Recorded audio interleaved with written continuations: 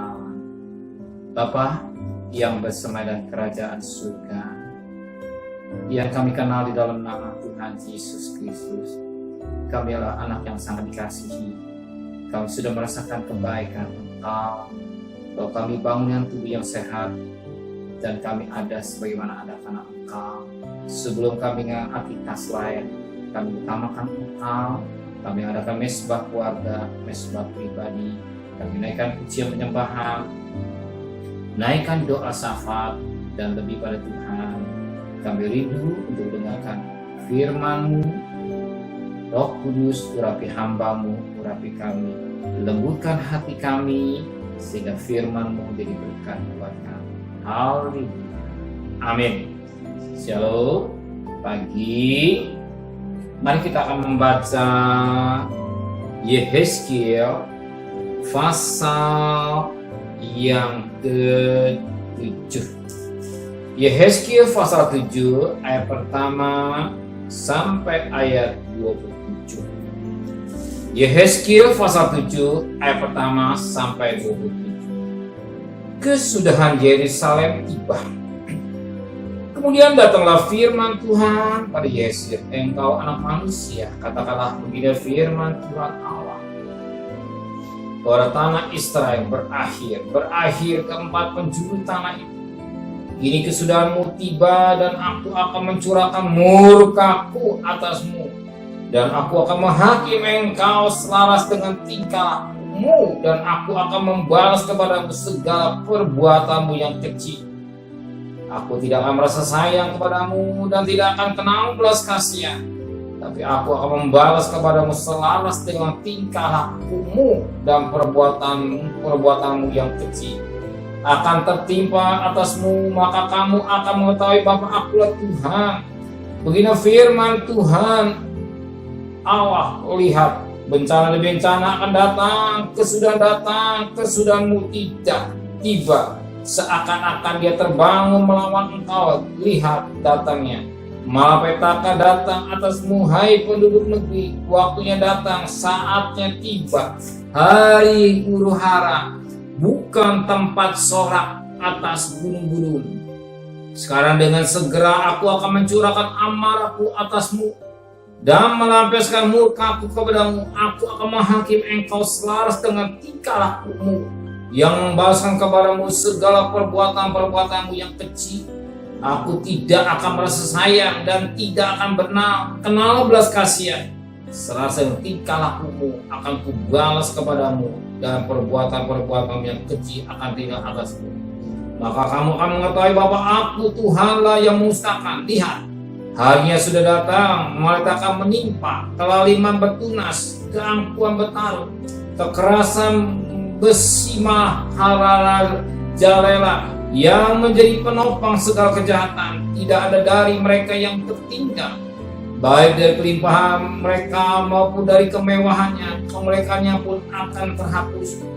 Waktunya datang, harinya mendekat. Biarlah si pembeli jangan bergembira, dan biarlah penjual jangan berduka cita, karena kehangatan murka tertimpa atas segala kegemparan mereka.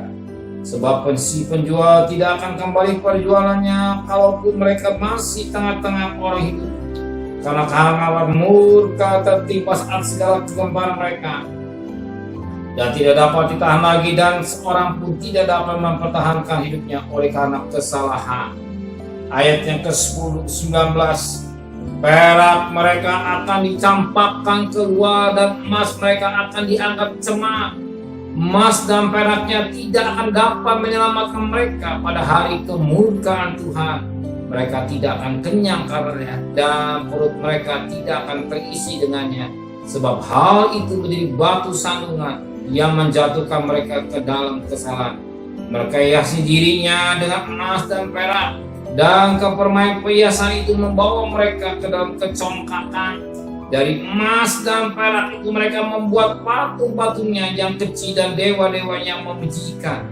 Oleh sebab itu aku akan menjadikan emas dan peraknya cemar bagi mereka. Ayat yang ke-26. Bencana demi bencana akan datang, kabar demi kabar akan kesucian. Mereka akan menginginkan suatu penglihatan dari nabi, pengajaran, hilang lenyap dari iman, dan nasihat dari tua-tua. Raja akan berkabung dan pemimpin akan meliputi kekagetan, dan tangan seluruh penduduk negeri itu menjadi lemes ketakutan. Aku akan membuat terhadap mereka selaras dengan tingkah lakunya, dan aku akan menghakimi mereka selaras dengan cara mereka menghakimi. Dan mereka mengetahui bahwa akulah Tuhan. Kita perhatikan bagaimana kesudahan Yerusalem tiba. Banyak kali manusia bangga dengan harta, dengan kata-kata, dengan istilah kata emas dan perak. Ya. Di akhir zaman manusia egois. Tanpa sadar manusia diperbudak oleh harta dunia. Banyak kali manusia hari-hari zaman ini membuat harta. Dia pikir dengan hartanya semua akan indah. Sebagaimana firman Allah katakan ayat 19. Perak mereka akan dicampakkan keluar dan emas mereka akan ditangkap cemat. Emas dan perak yang tidak akan dapat menyelamatkan mereka pada hari kemurkaan Tuhan. Emas dan perak yang menjadi kebanggaan manusia. Satu kali firman Allah katakan, harta dunia tidak bisa menyelamatkan. Yang bisa menyelamatkan itu hanya Yesus Kristus. Dan firman Allah berkata dalam 2 Petrus 3 ayat 10, 11 dan semua satu ketika akan dibakar dengan api. Dari kekayaan dunia akan lenyap. Semua akan habis. Harta dunia tidak bisa menyelamatkan. Dan kita lihat dalam Pengkhotbah pasal 2. Pengkhotbah pasal 2 ayat pertama dan ayat selanjutnya.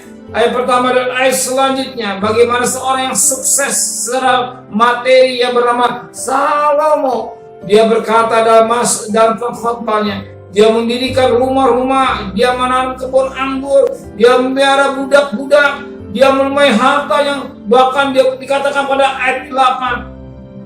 Aku mengumpulkan bagiku juga perak dan emas, harta benda raja-raja dan daerah-daerah. Aku mencari bagiku biduan-biduan dan biduan anak kita yang menyenangkan anak-anak manusia, yakni banyak budi. Dengan demikian aku menjadi besar, bahkan lebih besar dari segala siapapun yang pernah hidup di Yerusalem. Sebelum aku daripada masa hikmatmu tinggal tetap padaku. Aku tidak melintang mataku dari apapun yang dikendakinya, dan aku tidak menahan hatiku dari sukacita apapun. Sebab hatiku bersukacita karena segala jeripayahku. Itulah buah segala jeripayahku. Ketika aku meliti segala pekerjaan yang telah lakukan tanganku dan segala usaha yang telah kulakukan untuk itu dengan jeripayah, lihatlah segala sesuatu ada kesia-siaan dan usaha menjaring angin memang tak ada keuntungan di bawah matahari. Kita lihat seorang yang mengumpulkan harta banyak, rumah, emas, perak, biduan, dengan artinya kekayaan yang luar biasa yang bernama Salomo. Tetapi harta itu menjadi sia-sia. Ingat, harta dunia tidak bisa menyelamatkan. Ingat, harta dunia tidak bisa menyelamatkan. Emas perak tidak bisa menyelamatkan. Yang bisa menyelamatkan adalah Yesus. Jangan menjual Yesus karena harta. Apa yang dikerjakan Yudas? Dia jual Yesus dengan 30 ping perak atau harta. Tetapi apa terjadi? Dia mati yang tidak sesuai tragis. Dia gantung diri. Hidup yang tidak sesuai apanya maunya Tuhan. Ingat, kita boleh cari cari uang, tapi jangan lupa diri. Cari Tuhan yang utama. Cari utama. Dan saya bangga dengan saudara.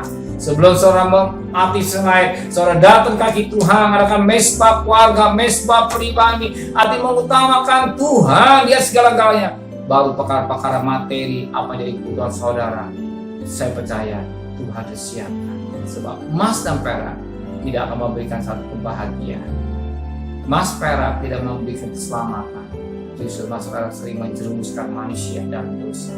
Tapi Yesus Apa tidak isi dunia, jiwa kita binasa. Ingat Matius 19 ayat 25. Tapi isi dunia, tapi jiwa kita yang pertama keselamatan yang utama. Oh, keselamatan kita dapat. Untuk materi, Tuhan juga tahu kebutuhan saudara pada pagi hari. Saudara percaya? Dia tahu kebutuhan saudara. Dia tahu kebutuhan saudara. Ingat, ya, bicara makan minum, bicara bangsa yang mengenal Allah, tapi saudara, Tuhan tahu kebutuhan saudara. Dia sudah siapkan sebab saudara menjadi orang-orang yang bijaksana, mengerti akan karena Tuhan. Tuhan pasti tidak tahu kebutuhan saudara pada pagi hari. Tuhan. Amin. Benar Bapa di surga, emas perak tidak menyelamatkan, tapi yang menyelamatkan adalah Engkau, Yesus Kristus, yang bisa menyelamatkan melalui kematian di jauh juta. Terima kasih Bapa di surga. Terima kasih buat kasih-Mu yang limpah dalam hidup ini. Terima kasih Tuhan, kalau kami melihat firman Allah, pengkhotbah, semuanya dimiliki, semuanya dikumpulkan Salomo. Firman Allah katakan, bagian usaha mencari angin Tuhan. Tapi kami bersyukur pada pagi ini, kami mencari Engkau di atas segala-galanya. Oh, mencari Engkau pribadi, sumber berkat, sumber pertolongan, sumber rezeki. Untuk yang lain-lain, kami percaya Ego sudah siapkan buat hidup kebutuhan kami. Kami serahkan keluarga kami, dan besok pagi kami kembalikan kami pada besok pagi dan tubuh yang sehat dengan tidak kurang satu apapun juga.